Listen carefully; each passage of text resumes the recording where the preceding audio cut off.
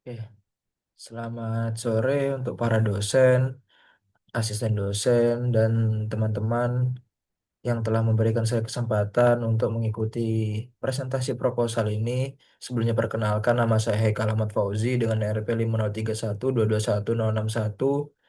Di sini saya ingin mempresentasikan proposal saya yang berjudul Efektivitas Bandwagon Effect dalam Strategi Branding Coffee Shop, yang dimana itu studinya pada pelanggan Gen Z di Surabaya. Ini uh, presentasi proposal ini saya tujukan untuk mata kuliah metode penelitian, presentasi akhir mata kuliah metode penelitian, dan kita lanjut ke bagian berikutnya. Ini untuk latar belakang dari kenapa saya memilih topik ini. Yang pertama, karena jumlah coffee shop di Surabaya itu terus meningkat secara signifikan seiring dengan gaya hidup masyarakat urban, khususnya bagi generasi Gen Z, yang dimana menjadikan coffee shop itu bukan sebagai tempat untuk minum kopi, dia itu juga coffee shop itu menjadi ruang sosial, tempat kerja, ataupun bagian dari ekspresi diri. Terus yang kedua, generasi Z itu adalah generasi yang sangat aktif di media sosial dan cenderung mengikuti tren yang sedang viral atau ramai dibicarakan. Yang dimana hal ini membuat mereka tuh rentan terhadap efek ikut-ikutan atau yang dinamakan bandwagon effect, terutama dalam keputusan memilih produk atau layanan gaya hidup, salah satunya seperti coffee shop. Terus yang ketiga, media sosial ini sebagai bisa menjadi media utama dalam membentuk persepsi merek. Banyak coffee shop yang populer bukan karena kualitas produknya aja, tapi karena ramai diperbincangkan atau ramai dikunjungi banyak orang. Yang dimana fenomena ini disebut bandwagon effect, di mana seseorang itu cenderung memilih sesuatu karena banyak orang yang melakukannya terlebih dahulu. Oke, terus rumusan masalah dari topik yang saya pilih ini, yang pertama, bagaimana pengaruh bandwagon effect terhadap keputusan kunjungan pelanggan Gen Z di coffee shop Surabaya. Terus apa aja strategi branding yang diterapkan coffee shop untuk memicu bandwagon effect, dan sejauh manakah efektivitas bandwagon effect dalam membangun brand image di kalangan Gen Z. Terus untuk batasan penelitiannya, batasan masalah maksudnya, penelitian ini hanya dilakukan di coffee shop yang berlokasi di wilayah kota Surabaya. Terus yang kedua, responden yang dijadikan objek itu terbatas hanya untuk Gen Z, yang dimana itu individu yang lahir antara 1995 sampai 2010 dan aktif menggunakan media sosial. Yang ketiga, batas masalah yang ketiga, penelitian ini hanya menganalisis strategi branding yang memanfaatkan bandwagon effect. Terus untuk tujuan penelitiannya, yang pertama itu menganalisis pengaruh bandwagon effect terhadap keputusan konsumen Gen Z dalam memilih coffee shop di Surabaya. Yang kedua, mengidentifikasi strategi branding yang digunakan pelaku usaha coffee shop dalam menciptakan persepsi populer. Yang ketiga, menilai efektivitas penggunaan bandwagon effect dalam bentuk brand image coffee shop di mata Gen Z. Untuk manfaat penelitiannya ada dua. Yang pertama ada manfaat akademis. Penelitian ini tuh diharapkan memberikan kontribusi terhadap pengembangan ilmu marketing, khususnya di bidang consumer behavior dan branding digital. Terus untuk yang kedua, manfaat praktisnya, penelitian ini diharapkan bisa memberikan wawasan kepada pelaku usaha, khususnya pelaku usaha coffee shop, mengenai strategi branding yang relevan dan efektif untuk menarik minat Gen Z melalui pemanfaatan bandwagon effect. Terus ini penelitian terdahulu yang saya buat, yang saya rujuk. Yang pertama ada penelitian dari Salmon tahun 2008, yang dimana konteksnya itu menelaah peran aspirasional dan reference group dalam perilaku konsumen, khususnya dalam konteks adopsi produk atau layanan yang dianggap sebagai prestis.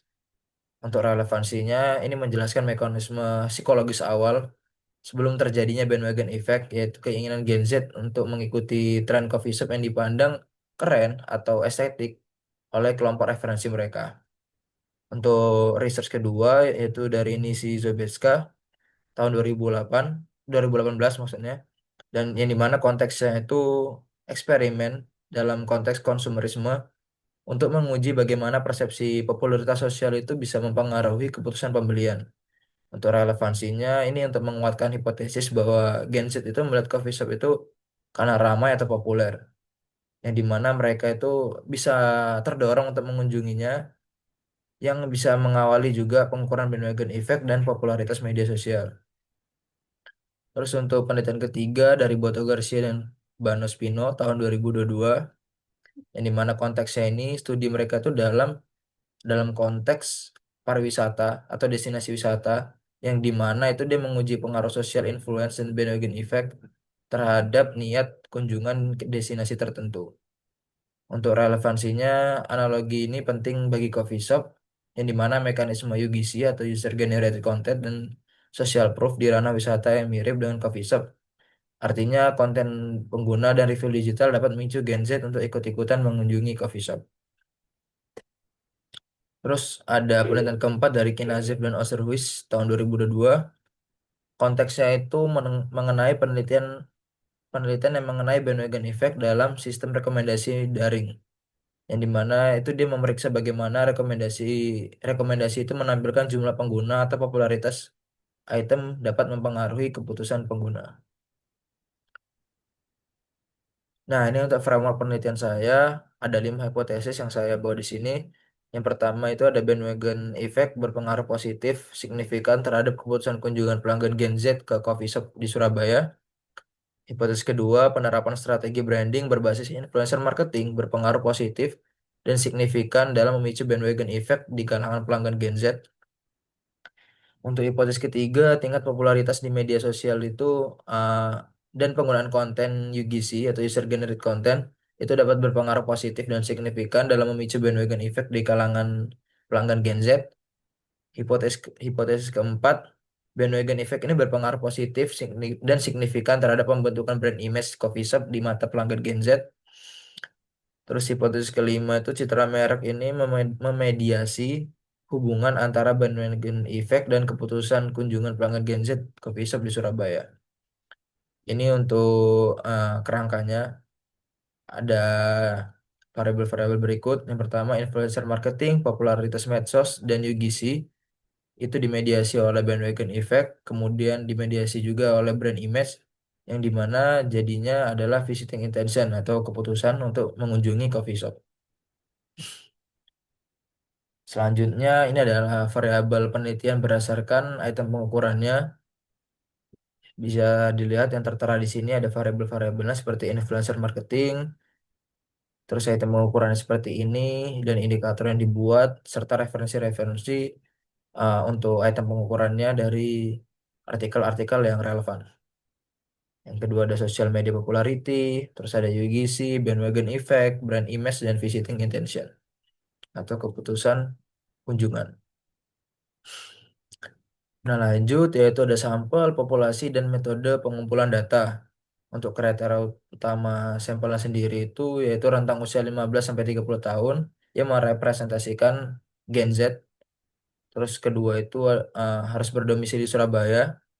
Yang ketiga aktif menggunakan media sosial dalam periode terkini, misalnya minimal 1 jam per hari untuk memastikan keterpaparan terhadap influencer dan konten-konten UGC. Terus yang keempat, yang pasti pernah rutin mengunjungi coffee shop dalam jangka waktu 6 bulan terakhir supaya dapat pengalaman langsung yang memungkinkan untuk mencerminkan bandwagon effect. Terus untuk pengumpulan datanya dilakukan secara daring melalui Google Form yang disebar dalam komunitas kampus, bisa juga komunitas kopi, ataupun langsung di media sosial. Untuk tekniknya kita menggunakan purposive sampling dan snowball sampling untuk memastikan bahwa responden itu memenuhi kriteria Gen Z yang berada di Surabaya. Untuk target minimalnya sekitar 200 responden yang ditetapkan berdasarkan jumlah indikator terbanyak dan menggunakan rekomendasi literatur PLS-SEM supaya analisis measurement dan struktural modelnya memiliki kekuatan statistik yang memadai. Oke, sekian mungkin penjelasan presentasi proposal dari saya. Untuk tanggapannya mohon diberikan Bapak Ibu dosen, asisten dosen, dan teman-teman. Terima kasih atas perhatiannya. Selamat sore. Wassalamualaikum warahmatullahi wabarakatuh.